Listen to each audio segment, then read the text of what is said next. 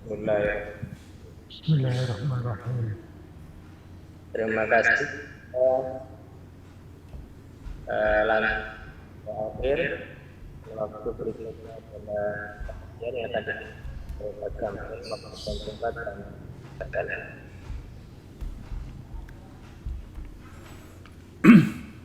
Bismillahirrahmanirrahim. Assalamualaikum warahmatullahi wabarakatuh. Suara saya bisa diterima? Jelas. Alhamdulillah. Menggema, Pak. Menggema ya? Oh ya. Mungkin sekarang sudah nggak menggema ya? Ya. Ya, itu kalau di on kan original sound-nya itu menggema. Alhamdulillah wa syukurillah wa la hawla wa la quwata illa billah.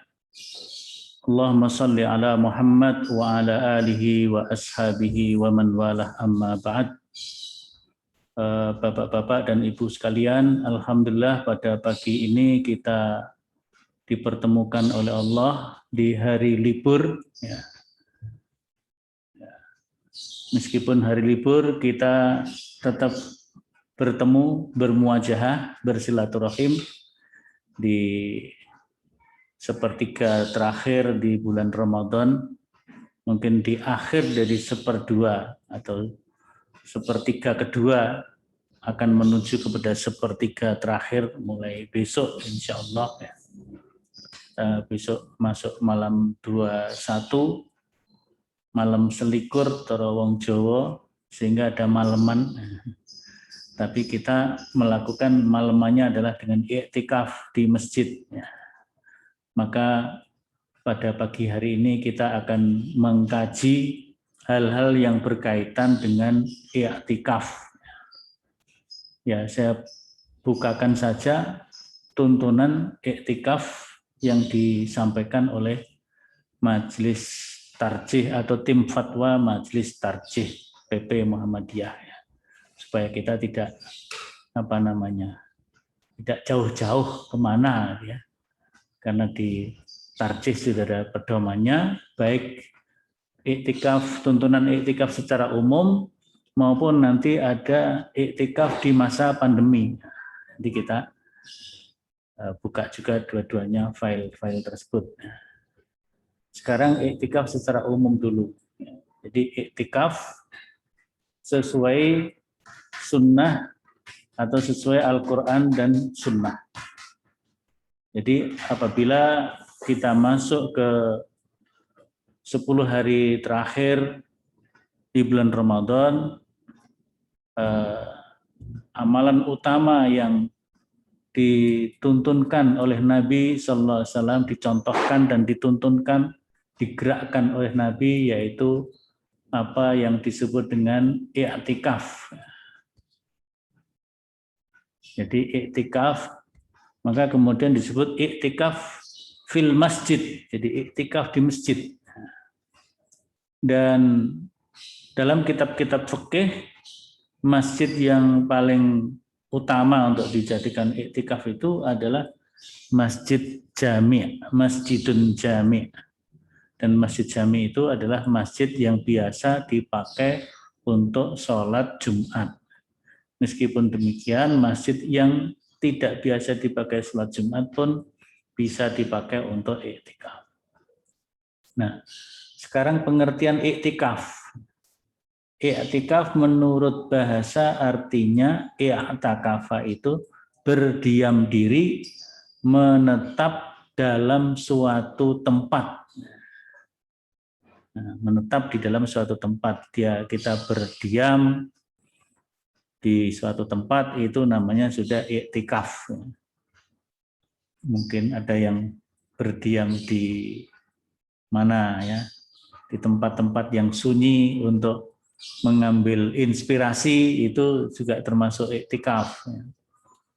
Atau berdiam diri di sawah, pematang, merenung sehingga memperoleh ide-ide, itu juga termasuk i'tikaf. Nah, secara syar'i, istilah syar'i ya, di kalangan para ulama, ya, Itu ada beberapa, ini apa namanya, Majelis Tarjih memberikan kepada kita ada beberapa pendapat para ulama ya. Jadi yang pertama, menurut ulama mazhab Hanafi berpendapat bahwa iktikaf secara istilahi adalah berdiam diri di masjid yang biasa dipakai untuk melakukan sholat berjamaah. Jadi kalau Hanafi, yang penting masjid itu biasa dipakai untuk sholat berjamaah. Ya namanya masjid biasanya memang dipakai untuk sholat berjamaah.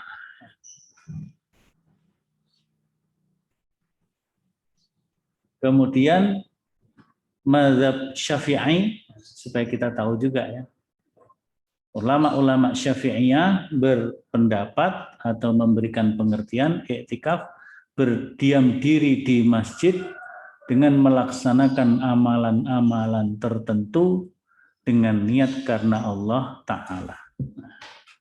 Sedangkan Majelis Tarjih dan Tajdid dalam buku tuntunan Ramadan yang juga itu merupakan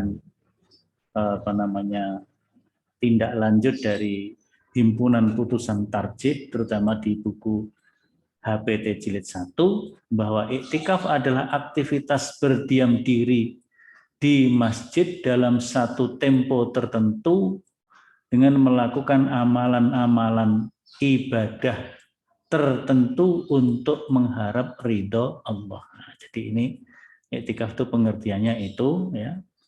Saya kira pendapat Hanafiyah, Syafi'iyah, kemudian disimpul dalam pendapat tarjih hampir sama. Hanya kalau Hanafi menyebutkan pokoknya berdiam diri di masjid yang biasa dipakai untuk sholat berjamaah itu adalah sudah termasuk kategori i'tikaf. Sedangkan kalau atau Syafi'iyah yang banyak dipakai di Indonesia,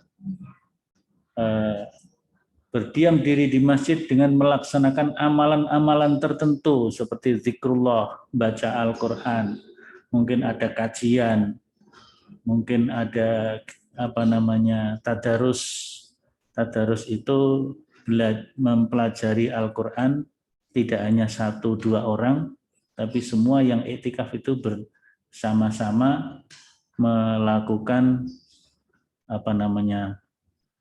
ya tadarusuna ya. Jadi mereka saling membelajarkan Al-Qur'an gitu.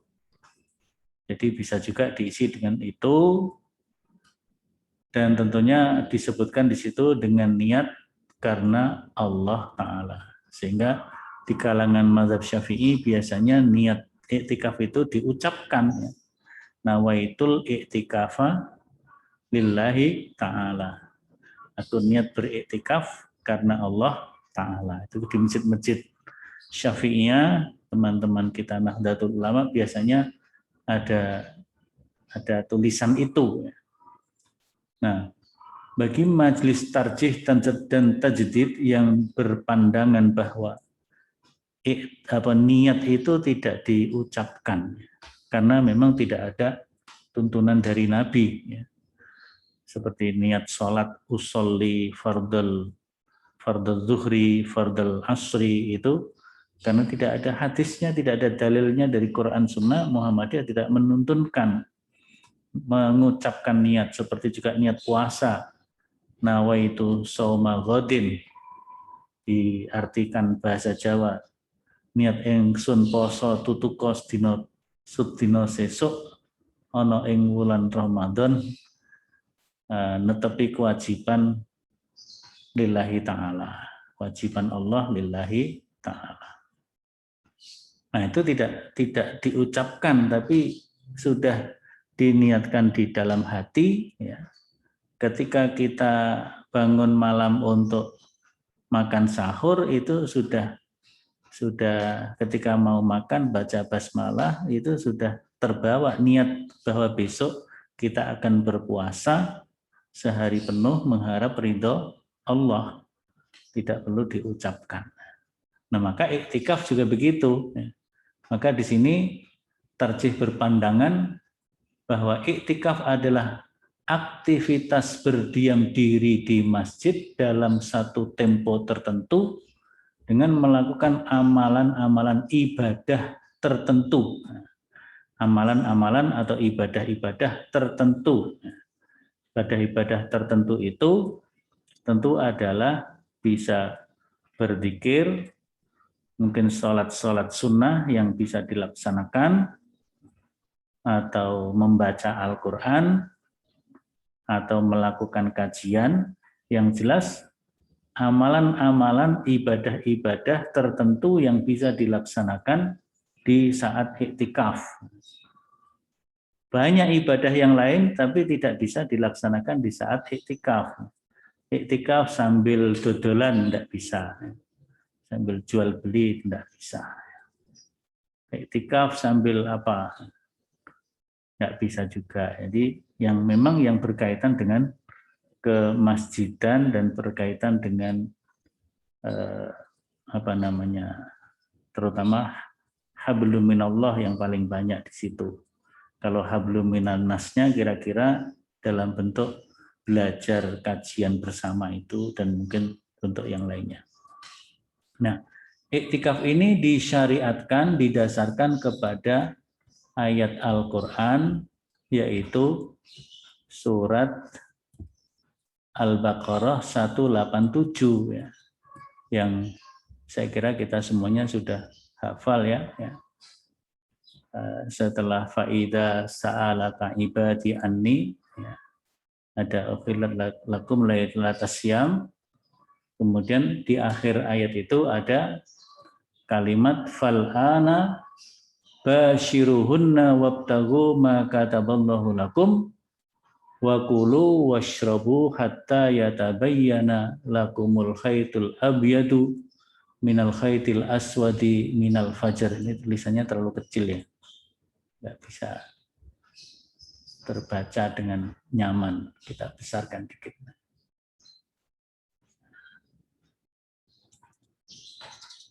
Jadi di ayat ini disebutkan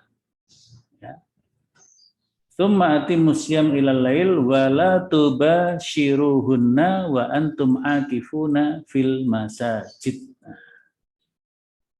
Jadi di situ yang pertama di dalam ayat itu kan sebelumnya ada uhillat lakum lailatas syam, dihalalkan bagi kalian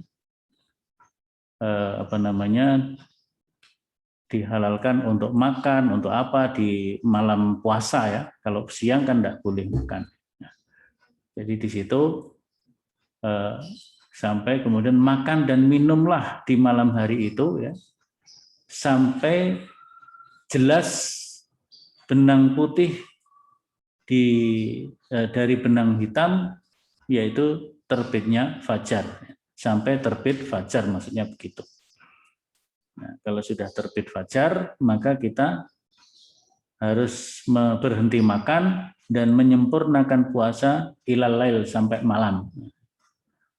Nah, setelah itu maka di siang hari wala tubashiruhunna, janganlah kalian bergaul ya, bercengkrama dengan istri ya, sedangkan kalian melakukan iktikaf wa antum akifuna fil masajid. Jadi di situ ada kata-kata akifuna fil masajid, disitulah dalil dari disyariatkannya beriktikaf di masjid. Kemudian disebutkan di situ wa tilka hududullah fala taqrabuha kadzalika yubayyinullah ayatihi linnasi la'allakum yattaqun. Jadi ketika kita masa-masa iktikaf ya, kita meninggalkan keluarga kita, meninggalkan pekerjaan kita untuk taqarrub ilallah di masjid. Nah, kalau kita bisa melakukannya yang optimal, tentu adalah akifuna fil masajid itu 24 jam kali 10 hari terakhir. Tapi mungkin kita sebagian yang jadi dosen, yang jadi pegawai nggak bisa melakukan itu, ya maka kita lakukan mungkin malam hari kita atau sore setelah selesai pekerjaan kita tinggalkan pekerjaan menuju masjid i'tikaf sampai besok pagi, nanti kita melaksanakan tugas lagi, sorenya berangkat lagi, insya Allah itu sudah termasuk kategori akifuna fil masajid. Kemudian di dalam hadis Nabi juga disebutkan ini riwayat Aisyah radhiyallahu an. Ya. Saya besarkan biar bisa terbaca.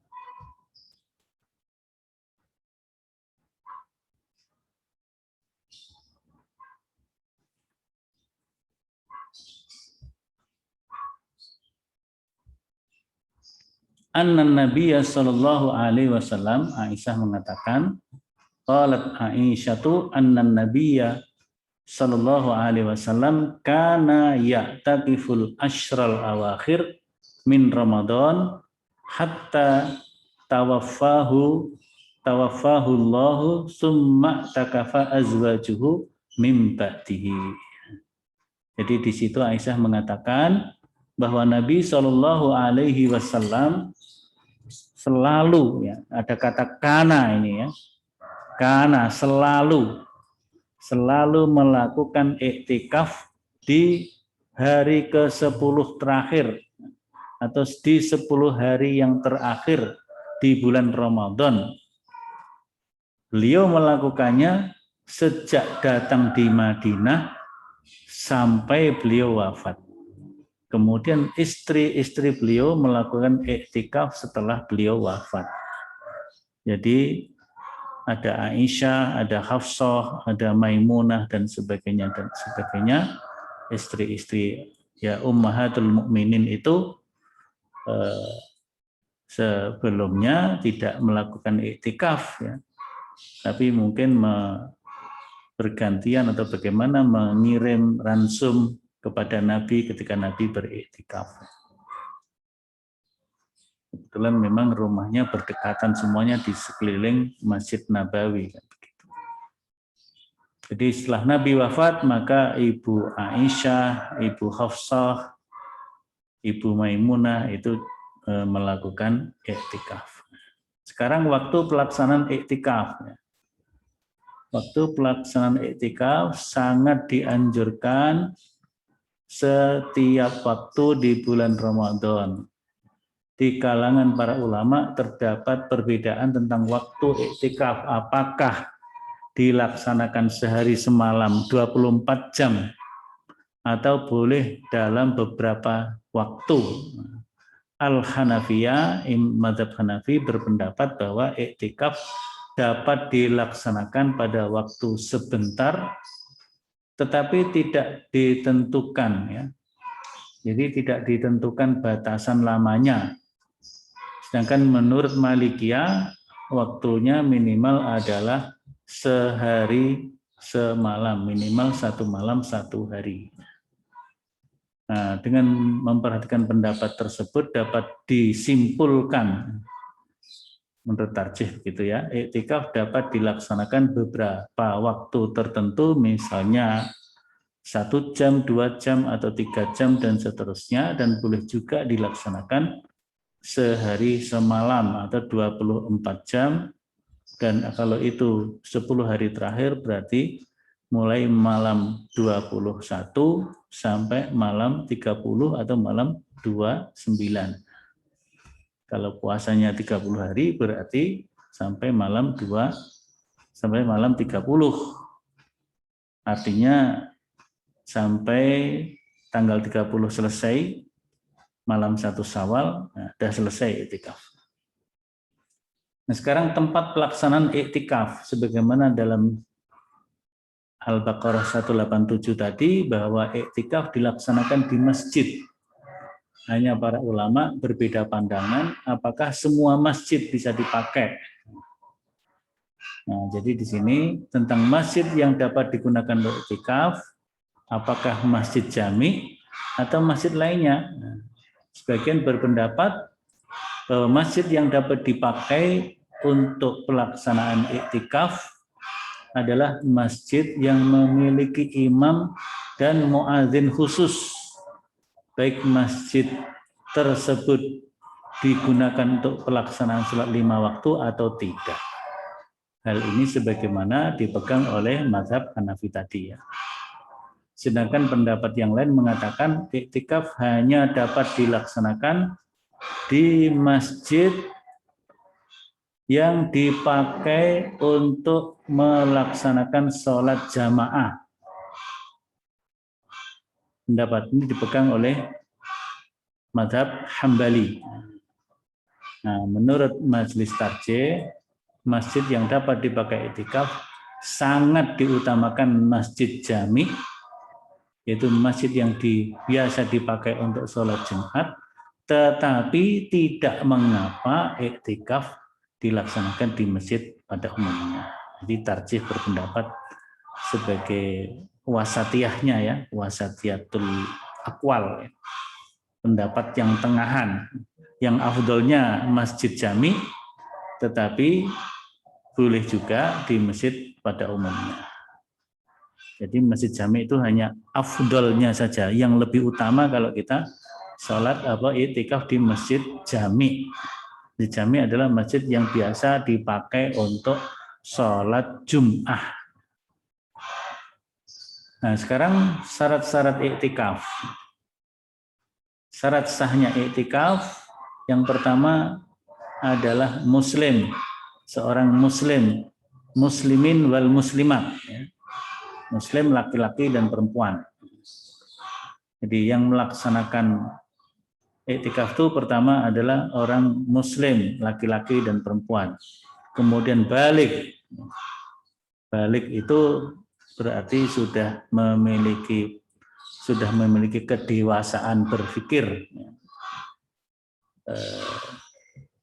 Laki-laki sudah bermimpi, perempuan sudah mengalami haid, ya, itu ukurannya di antaranya itu ya, balik itu, sehingga sudah tahu hukum, sudah bisa membedakan antara hak dan batil. I'tikaf dilaksanakan di masjid baik jami atau biasa, dan orang yang melaksanakan i'tikaf hendaklah memiliki niat i'tikaf. Orang yang beriktikaf tidak disyaratkan puasa, artinya orang yang tidak puasa juga boleh iktikaf. Artinya juga iktikaf pun boleh dilaksanakan di luar bulan Ramadan. Ini syarat-syaratnya. Kemudian hal-hal yang perlu mendapat perhatian bagi orang yang melaksanakan iktikaf. Para ulama sepakat bahwa orang yang melakukan iktikaf harus tetap berada di dalam masjid, tidak keluar dari masjid. Ya. Namun demikian, bagi mu'takif atau orang yang beriktikaf, boleh keluar dari masjid karena beberapa alasan yang dibenarkan. Yang pertama namanya uzur syar'i. Alasan syar'i, seperti melaksanakan sholat Jumat. Ya, misalnya dia iktikafnya di masjid yang umum yang tidak dipakai Jumat, kemudian hari itu datang hari Jumat, dia harus Jumatan, maka dia keluar, kemudian melaksanakan sholat Jumat di masjid yang lain. Kemudian ada uzur karena hajah tabi'iyah. Jadi uzur karena keperluan hajat manusia, baik bersifat naluri maupun yang non naluri, seperti harus ke toilet, ya, buang air kecil, besar, mandi janabah atau mandi yang lainnya, keperluan bersuci dan sebagainya.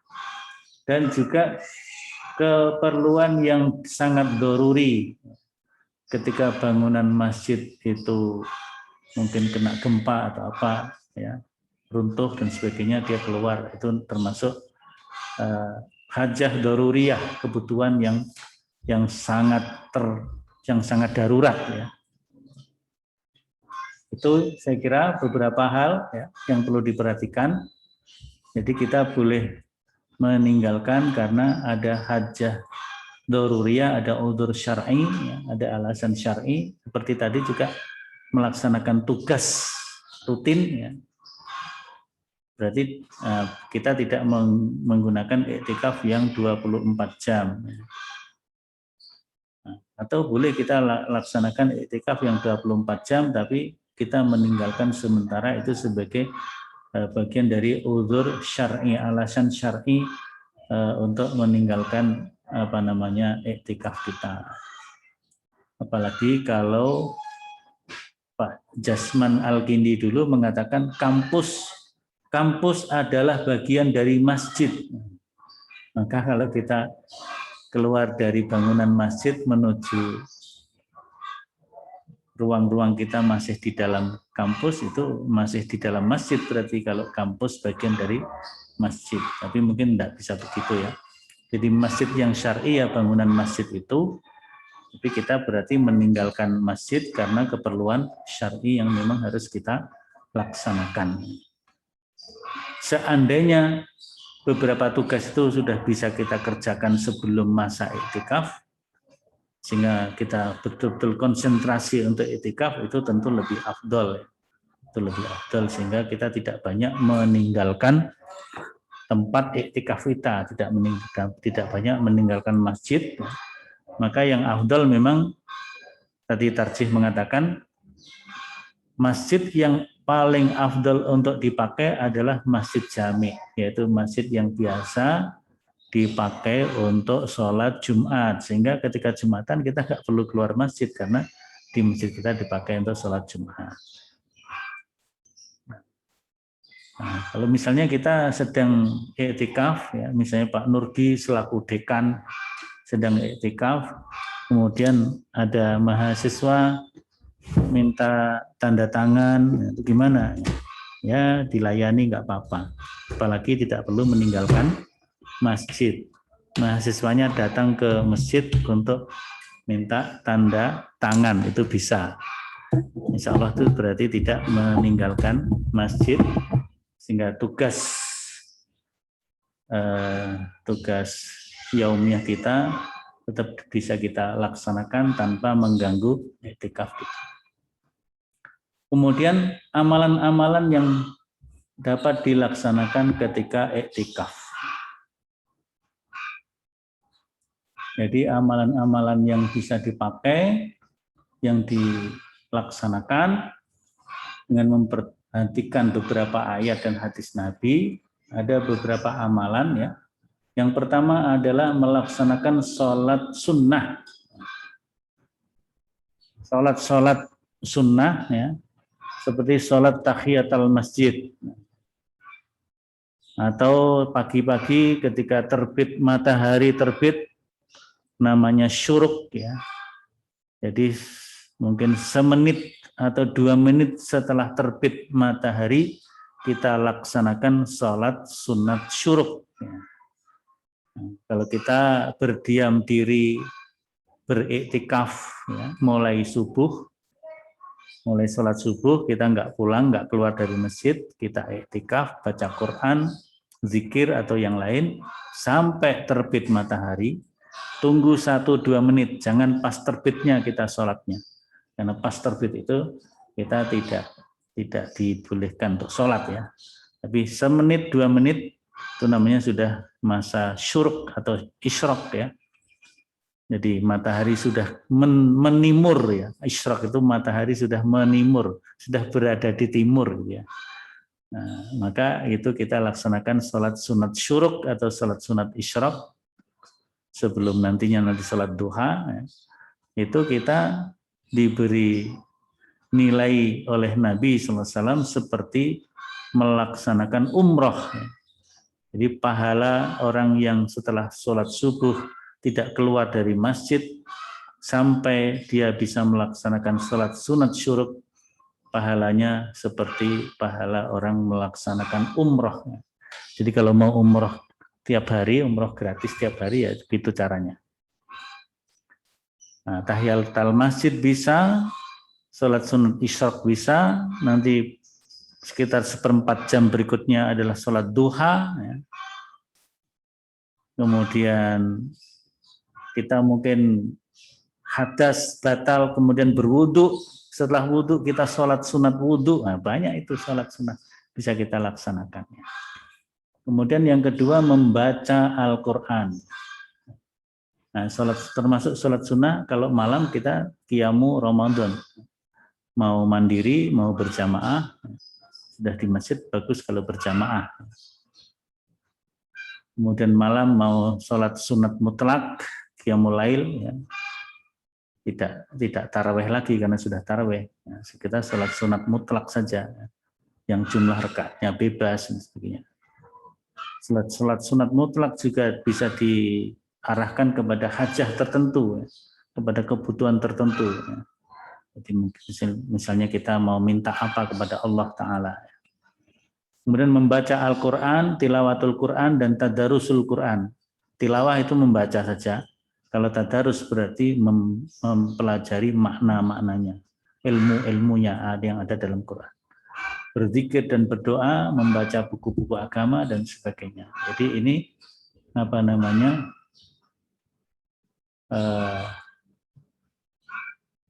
fatwa tarjih atau tuntunan tarjih ketika ada pertanyaan yang disampaikan oleh namanya Pak Hamka Ma'ruf Kastolani. Ini orang Jogja, orang Sleman.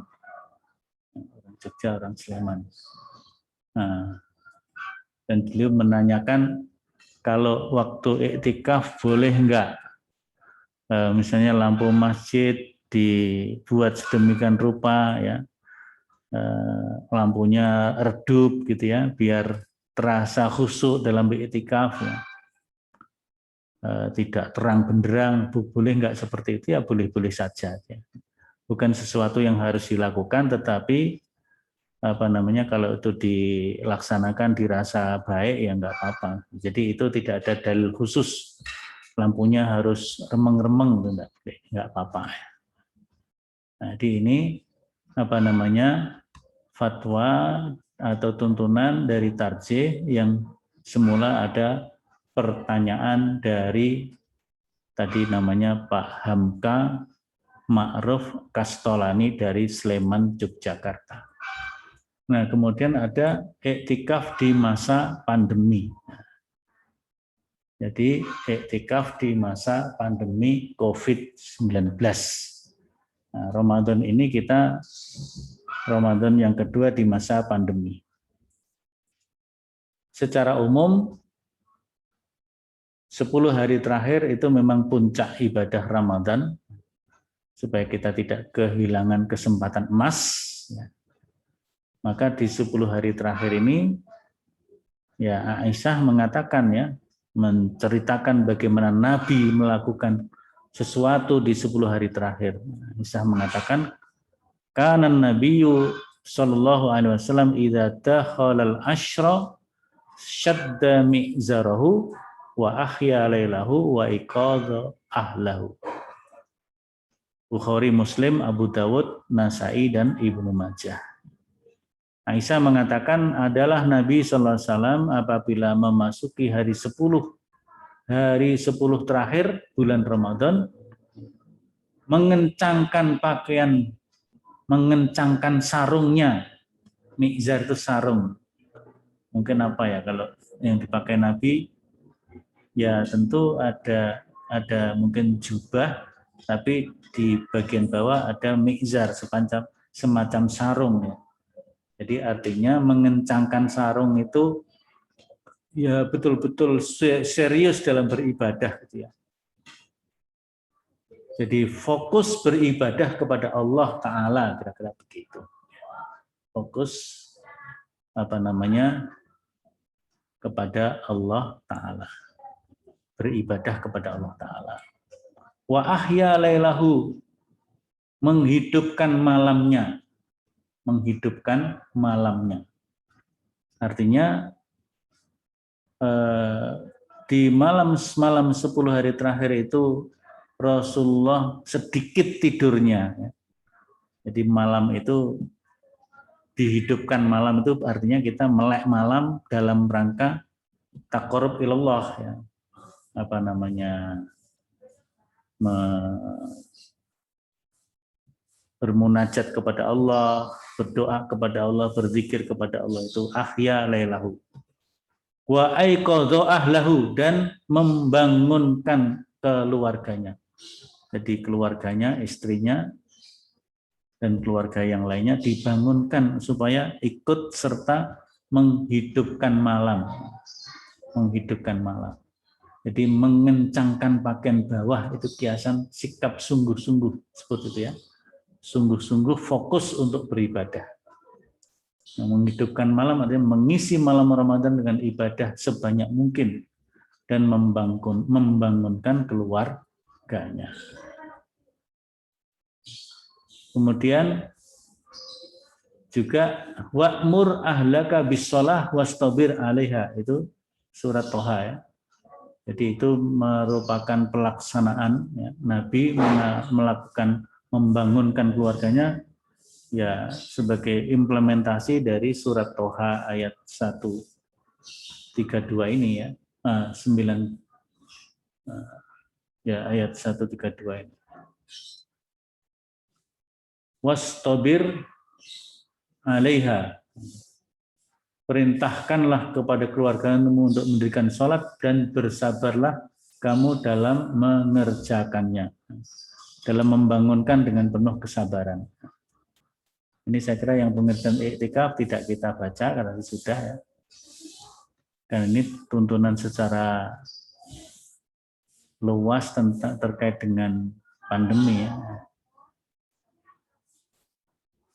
Nah, kalau di sini dikaitkan juga iktikaf itu dikaitkan dengan Lailatul Qadar juga ya.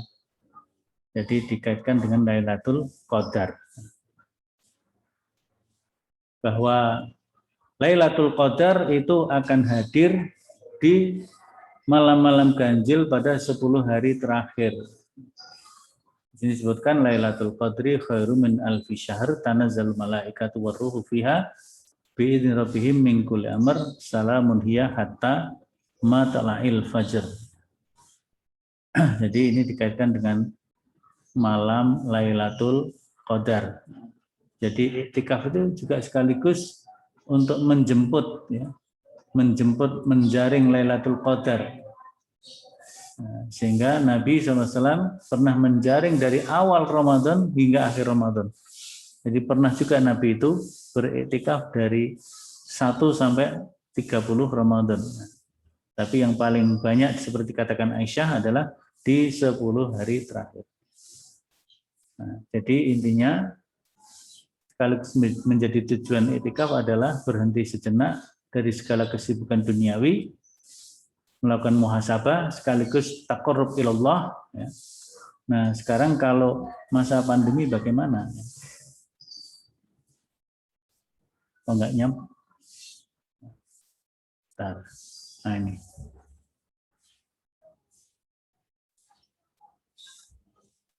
Tata cara iktikaf saya kira sudah tadi ya, masuk di tuntunan yang di umum tadi.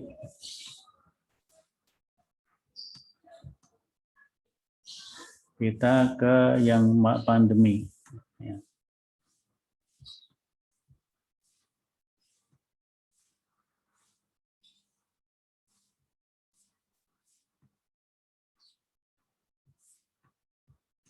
Nah ini, sehubungan dengan kondisi pandemi yang belum mereda, bahkan cenderung masih berkembang. Ya, akhir ini katanya ada kenaikan di beberapa tempat. Ya. Di Jakarta ada kenaikan, di beberapa daerah di Jawa Tengah katanya juga ada kenaikan, di Sragen. Nggak tahu kalau Sukoharjo, nanti tim COVID mungkin bisa melacak informasi. Di Solo katanya juga ada naik. Ya. Jadi di sini dengan mempertimbangkan seruan pemerintah untuk menjauhi pergumulan, kerumunan, dan banyak melakukan ibadah di rumah, maka iktikaf di bulan Ramadan ini dapat kita manfaatkan untuk iktikaf di masjid rumah masing-masing. Sudut rumah sebagian sebagai tempat sujud guna melaksanakan ini kalau memang sangat terpaksa ya. Sangat terpaksa masjid-masjid kita harus ditutup ya.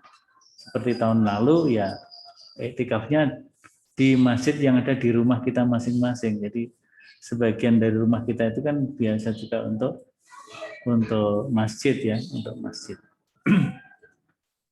Ini kalau masa pandemi di waktu yang tahun lalu ya. Tapi kalau sekarang saya kira dengan kalau masjid-masjid yang besar ya seperti masjid kita Masjid Sudalmia kita kita batasi dengan peserta 30 orang ya. Insya Allah itu tidak melakukan kerumunan ya. Kita batasi 30 mungkin sampai 40 gitu ya. Dengan panitianya yang mungkin ya 50 gitu ya. Insya Allah itu bisa kita lakukan dalam rangka tetap memakmurkan masjid ya. Dalam rangka tetap kita bisa bertaqarrub ilallah, berzikir, membaca sholat sunnah ya. Tapi tetap menjaga protokol kesehatan ya. Maka jaga jaraknya tetap kita lakukan. Kemudian mencuci tangan, sering cuci tangan kita lakukan. Pakai masker kita lakukan. Maka nanti mungkin tempat istirahatnya juga diatur sedemikian rupa sehingga tetap ada jaga jarak. Insya Allah dengan begitu pelaksanaan iktikaf dapat terlaksana dengan baik, tetap menjaga protokol kesehatan sehingga semuanya tetap sehat selama pelaksanaan iktikaf. Saya kira ini ya, jadi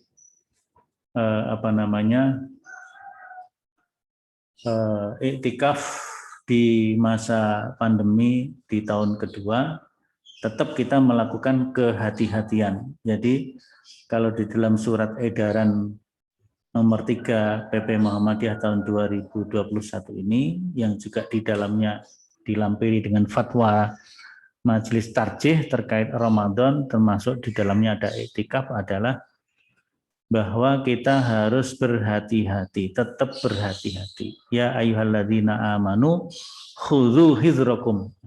Wahai orang-orang yang beriman, hendaklah kalian tetap berwaspada, berhati-hati. Kemudian ada dalil yang lain, wala tulqu biaidikum ilat tahlukah, dan janganlah kalian menceburkan diri kalian kepada kebinasaan atau kepada kehancuran, pada kecelakaan. Oleh karena itu, ya ibadah, tetapi menjaga keselamatan dan kehidupan bersama itu kita lakukan. Jadi semuanya dapat terlaksana dengan sebaik-baiknya. Saya kira itu pokok-pokok yang penting yang dapat kita berikan, kita sampaikan tentang iktikaf, tuntunan iktikaf yang insya Allah mulai malam 21. Kalau malam 21 itu berarti kita akan mulai yaitu pada Ahad malam ya, Ahad malam 21. Jadi Ahad sore atau Ahad ba'da maghrib yang mau iktikaf silakan bisa mulai datang ke masjid. Kalau di WMS kita laksanakan di Masjid Hajjah Sudalmiyah Rais, cuman kita batasi sesuai dengan protokol kesehatan. Ya, kalau sudah full ya sudah, cari masjid yang lain yang belum full, monggo. Kira-kira begitu. Nanti bisa berhubungan kepada panitia. Saya kira demikian Pak Mujazin, terima kasih. Assalamualaikum warahmatullahi wabarakatuh. Waalaikumsalam warahmatullahi wabarakatuh. Terima kasih Ustaz atas pemaparan dari fikih iktikaf pada pagi hari ini. Menarik sekali, barangkali dari jamaah serta yang hadir di online pada pagi hari ini ingin menanyakan terkait materi iktikaf Silahkan langsung saja on ke Ustadz Samsul. Silakan. Pak Yainal. Pak Yainal. Monggo. Zain. Monggo Pak Zainal. Oke. Pak, yang Assalamualaikum warahmatullahi wabarakatuh. Waalaikumsalam warahmatullahi wabarakatuh. Yang terkait dengan 10 hari terakhir itu, apakah itu harus difulkan 10 hari atau hanya hari-hari dalam 10 hari itu, Pak? Satu. Yang kedua, kalau kita mengamati ibu-ibu ya, karena ibu-ibu juga hasrat untuk ikut iktikaf itu biasanya ada juga itu. Itu nampaknya untuk darurat ya, waktu darurat itu lebih banyak ya ketimbang bapak-bapak ya. Itu apa juga ada istilah keistimewaan gitu, seperti halnya kalau bapak yang kerja di kantor harus meninggalkan masjid dan rumah gitu, apa itu dinilai sebagai iktikaf yang separuh waktu begitu atau bagaimana itu Pak? Matur nuwun. Oke, jadi tadi sudah disampaikan juga pandangan Majelis Tarjih ya. Bagi yang bisa menyiapkan betul, jadi misalnya pekerjaannya diatur sedemikian rupa ya, pekerjaan kantor diselesaikan semuanya sehingga bisa menyisihkan waktu full 24 jam kali 10 hari, kalau bisa dilakukan itu tentu yang bagus ya. Iktikaf yang optimal yang seperti itu. Nah, misalnya kita mencari masjid yang tidak berada di lingkungan kita ya. Kalau lingkungan kita nanti masih diganggu-ganggu, kita cari. Nah, misalnya kan ada masjid-masjid yang memang melayani iktikaf ya, seperti Masjid Sudalmiah itu kan juga begitu, kita melayani iktikaf yang full 24 jam kali 10 hari. Tapi biasanya yang bisa begitu tentu orang-orang, kalau dulu ya sebelum corona itu, yang banyak malah orang-orang dari luar UMS, seperti ada beberapa siswa ya, siswa SMA. Dulu ada SMA negeri dari Tawangmangu ikut ya. 24 jam kali 10 hari. Ya. Mereka masih longgar waktu, apalagi belum punya pekerjaan yang. Tapi bagi yang bapak-bapak tertentu yang bisa betul menyisihkan waktu, jadi tugas-tugas yang mungkin dilaksanakan di 10 hari itu diselesaikan sebelumnya, sehingga kalaupun ada mungkin bisa ditinggal gitu ya, sehingga dia kemudian melakukan iktikaf di masjid yang agak jauh, agak terpencil, sehingga dia betul-betul konsentrasi iktikaf. Nah, itu adalah yang afdol seperti itu. Tapi bagi kita ini yang mungkin agak susah untuk meninggalkan pekerjaan, ya jadi iktikaf yang minimalis tadi ya, iktikaf minimalis itu ada. Jadi iktikaf itu berdiam diri di masjid dalam waktu tertentu untuk melaksanakan zikrullah, melaksanakan ibadah-ibadah tertentu dalam rangka mencari ridho Allah. Jadi misalnya kalau kita di masjid kita, misalnya Pak Zainal, siang ya kembali ke kantor mengerjakan tugas kantor, kalau ada tugas yang harus dikerjakan, kalau enggak tetap aja di masjid misalnya. Nanti kalau ada kembali ke kantor ya itu juga bisa. Sehingga malamnya kita bisa beriktikaf di masjid. Dan dalam iktikaf itu di masjid ada kepanitiaan yang menyediakan keperluan para muktakif. Yang mulai dari sore maka juga disediakan iftarnya, bukanya. Kemudian malam juga disediakan sahurnya. Masjid-masjid tertentu memungut infak dari peserta untuk biaya, untuk dikembalikan kepada mereka sendiri juga ya, dalam bentuk layanan buka puasa, layanan sahur, bahkan ada juga yang layanan laundry. Nah, tahun lalu kita sebelum corona itu juga begitu, ada layanan laundry-nya juga. Sehingga ada beberapa peserta iktikaf itu lupa pakaiannya belum diambil, nggak tahu sudah diambil atau belum waktu itu.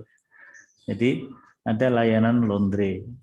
Jadi, tapi kalau di Masjid Sedalmia peserta iktikaf pada dasarnya kita tidak pungut biaya. Tapi kalau mereka mau menginfak, ya masukkan di kotak infak. Jadi waktu itu kita tidak memungut biaya dan alhamdulillah dari donasi, dari sedekah, infak yang disampaikan oleh para jamaah kita, bapak-bapak, para struktural dari rektor sampai kaprodi, sekprodi itu bisa mencukupi untuk kegiatan semacam itu. Jadi gitu Pak Zainal, monggo mau yang optimal atau yang minimal.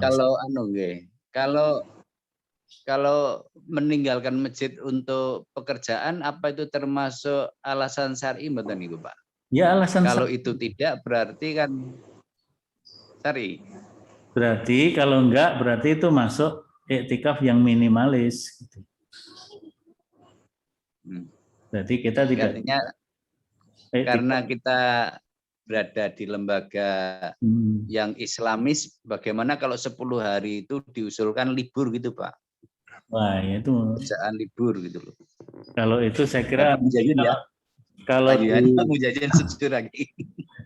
kalau diumumkan itu kemudian libur nanti urusan dengan Pak Rektor ya. Jadi misalnya kalau ada pegawai-pegawai tertentu atau pejabat tertentu mengajukan izin. Oh iya ya. Mengajukan izin. Jadi enggak diliburkan secara total ya, mengajukan izin dan dia memberikan keterangan tugas-tugas ini sudah saya selesaikan, maka tanggal sekian sampai tanggal sekian saya tidak berada di kampus tapi saya berada di masjid untuk melakukan iktikaf. Sehingga tugas-tugas sudah saya selesaikan sehingga tidak mengganggu tugas rutinnya. Misalnya bisa seperti itu, ya mungkin nanti ada prosedurnya seperti itu. Bisa dimaklumi mungkin Pak. Ya, mudah-mudahan bisa dengan cara seperti itu sehingga tidak mengganggu tugas dinasnya kira-kira begitu. Dan itu di beberapa lembaga lembaga negara pun ada beberapa pegawai yang melakukan iktikaf dan minta izin cuti itu bisa. Kayak umroh gitu Pak ya? Iya, kayak umroh itu. Oke, matur nuwun. Iya. Terima kasih Pak Zainal. Barangkali ada yang lain dari jamaah yang hadir. Yang di chat ada itu Pak. Ada yang di chat. Karanganyar.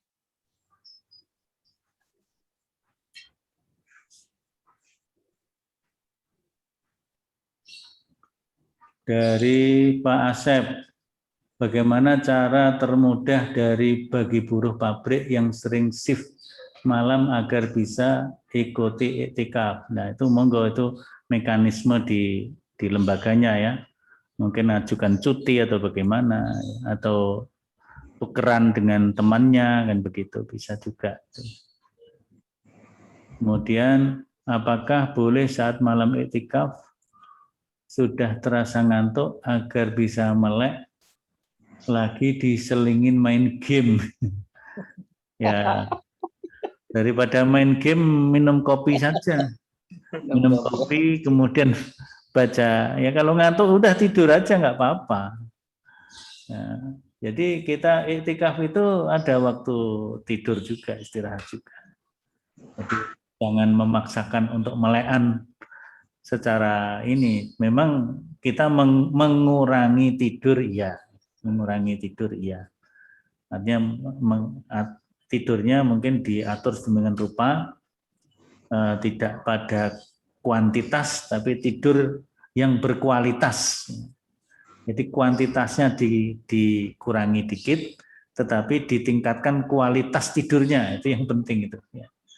Sehingga kita ada waktu istirahatnya, mungkin sebentar tapi berkualitas, Nah, selebihnya bisa untuk kegiatan yang positif seperti zikrullah, sholat-sholat sunnah, baca Al-Quran, mungkin juga mengkaji ilmu-ilmu agama, baik secara mandiri maupun bersama-sama. Masih ada pertanyaan lagi, apakah iktikaf harus 10 hari secara penuh atau bisa beberapa hari saja? Ya tadi sudah saya sampaikan ya. Kalau yang optimal, tentu yang bagus adalah 10 hari full. Artinya 10 kali 24 jam. Tapi kalau tidak bisa, kita milih malam-malam, hari-hari ganjil, malam-malam ganjil juga boleh. Kita sore sampai pagi, nanti pagi kita masuk kerja, monggo juga boleh. Jadi, tapi kalau yang optimal, yang bagus ya tadi 24 jam kali 10 hari dengan catatan kita bisa selesaikan itu 10 hari dalam 1 tahun kita meninggalkan 10 hari, insya Allah kan tidak apa-apa kalau dihitung benar-benar ya, sehingga semuanya diselesaikan sebelumnya itu. Nah, ini 10 hari saja dalam 1 tahun. Dari 365 hari hanya diambil 10 hari. Nah, itu pada dasarnya kan bisa, tapi kadang-kadang kan kita juga sulit. Apakah boleh iktikaf disambi dengan ronda malam? Ya, kalau kita berada di masjid yang berada di kampung kita, ada tugas ronda malam yang nggak bisa ditinggalkan, ya monggo saja gitu ya. Jadi kan mungkin bisa bergantian, saya iktikaf, rondanya bisa diganti yang lain, atau bayar orang untuk gantiin ronda, boleh juga. Itu bagusnya. Itu saya di chat ya. Iya, yang di chat Ustaz. Ya, sudah habis yang di chat. Iya. Barangkali masih ada dari jamaah yang hadir pada pagi hari ini, monggo langsung saja ke Ustaz Samsul.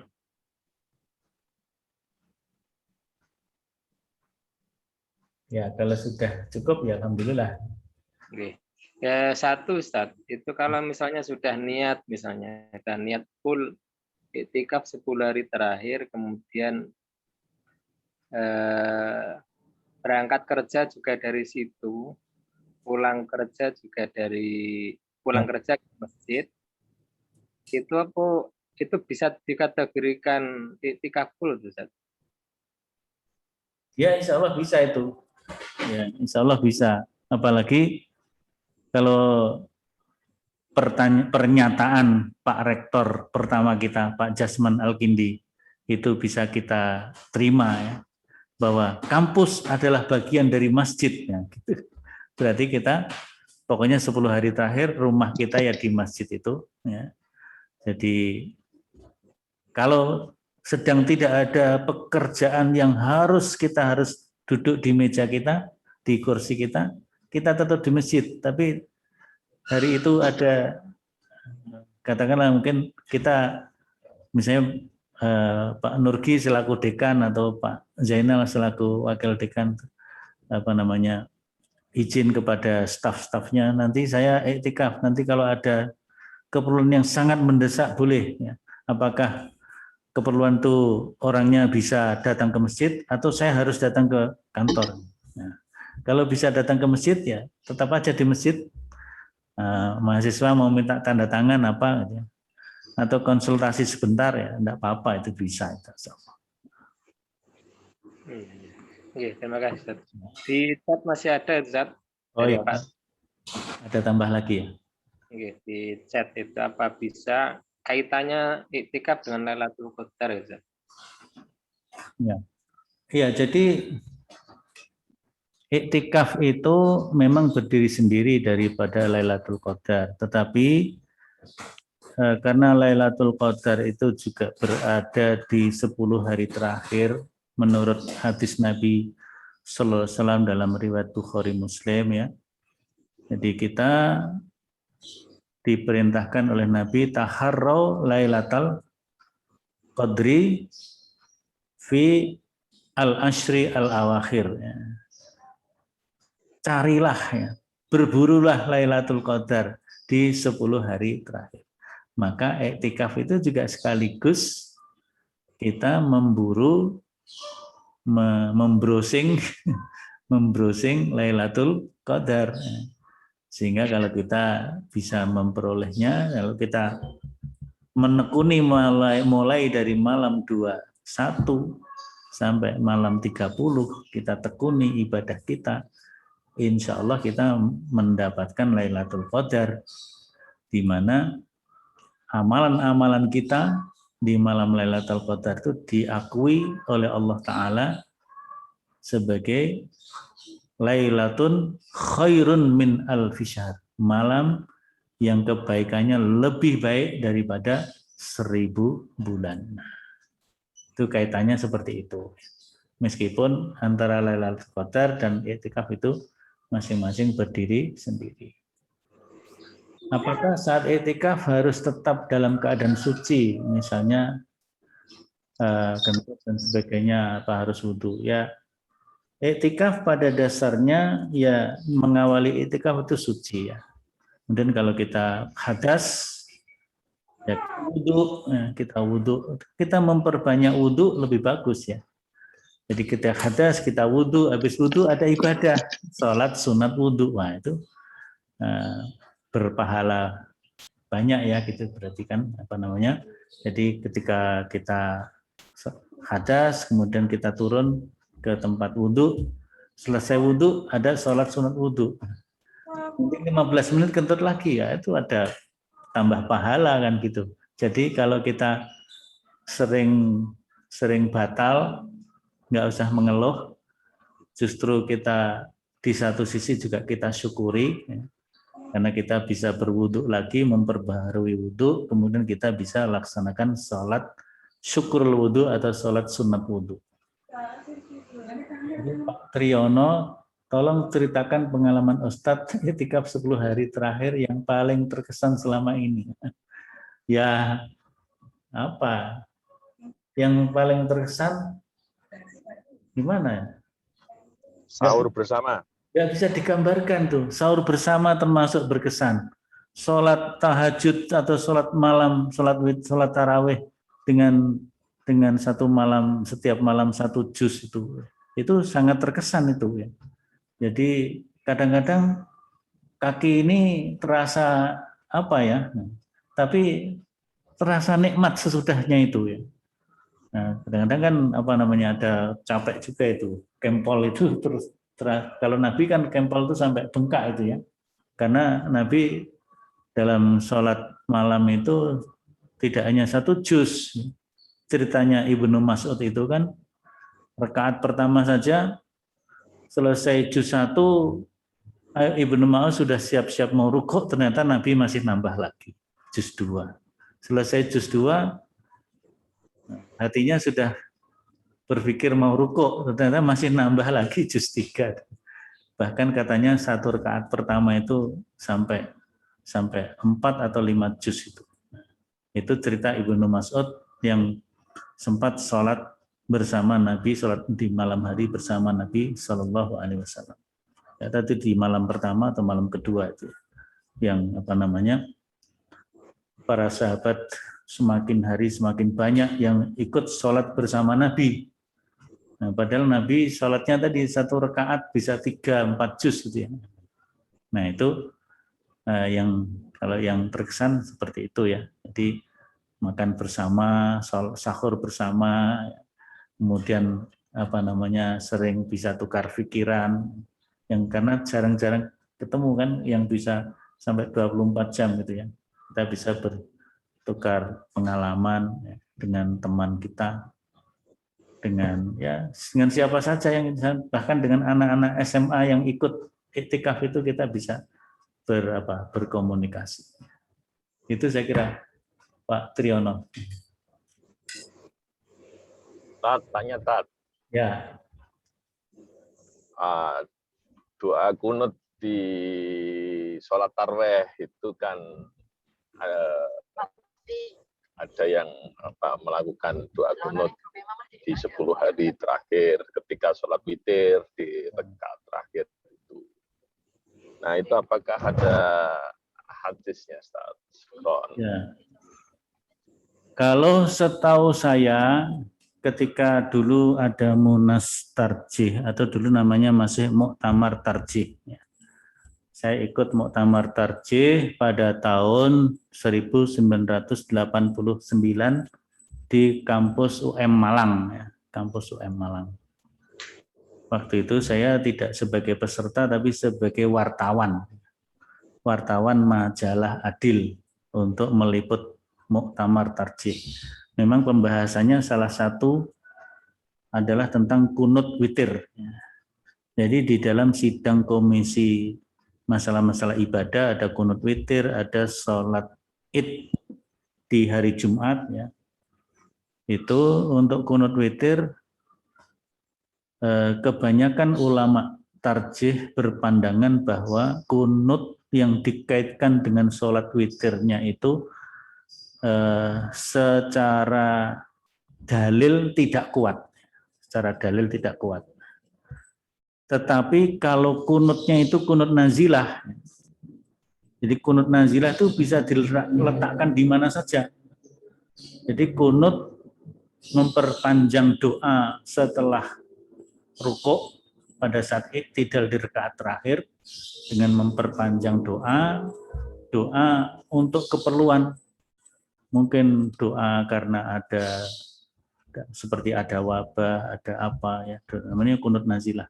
Maka itu enggak apa-apa, itu termasuk baik ya, termasuk dalilnya kuat kalau itu kunut nazilah diletakkan di sholat witir boleh, diletakkan di sholat wajib juga boleh gitu.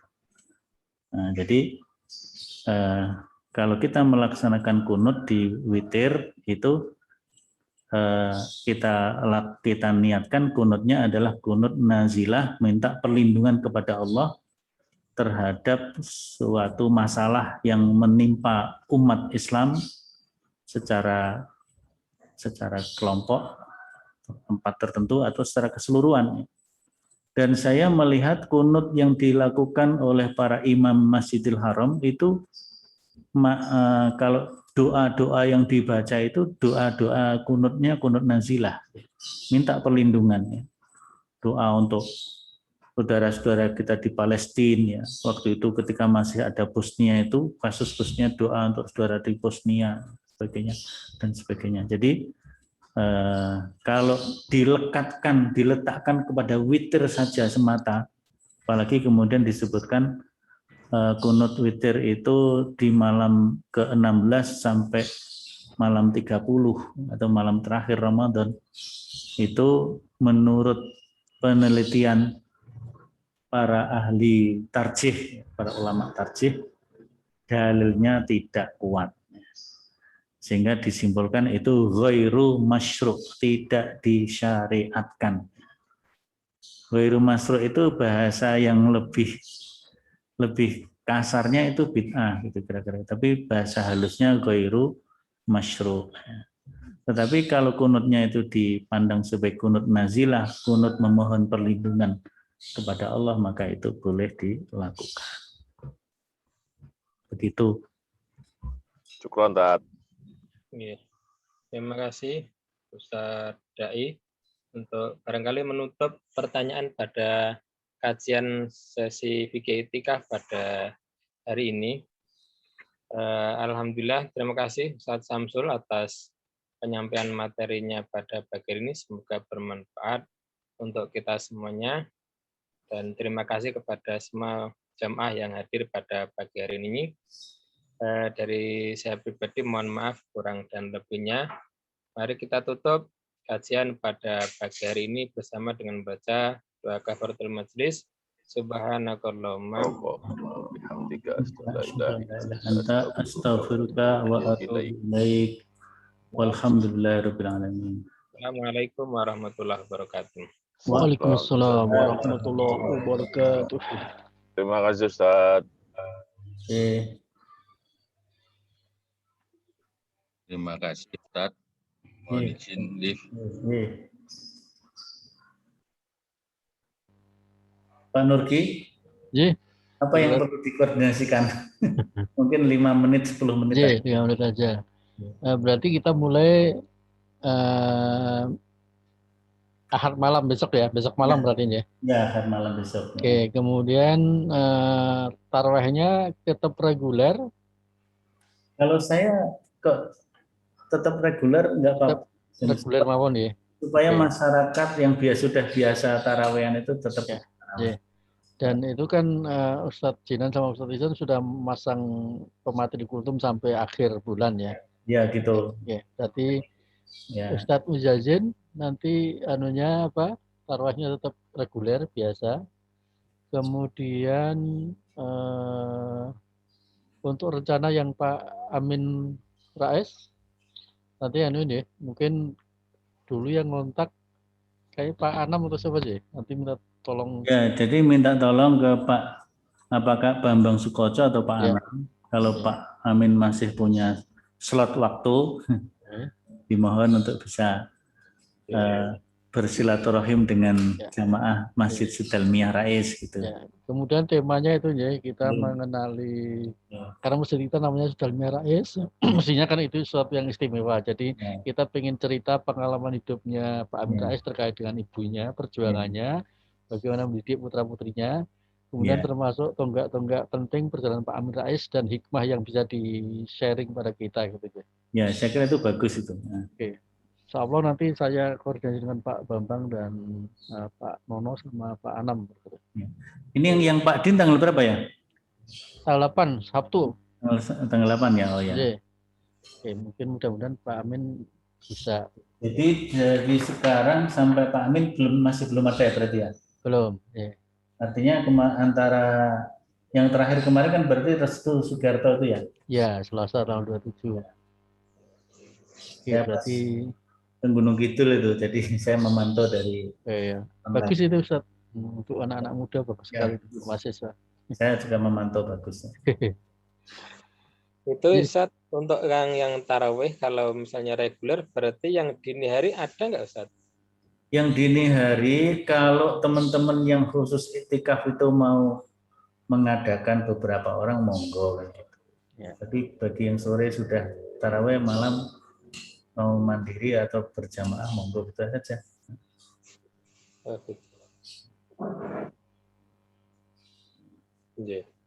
Untuk kepesertaannya ini kan saya update di luar panitia, termasuk panitia sebagian itu ada 13 Ustaz.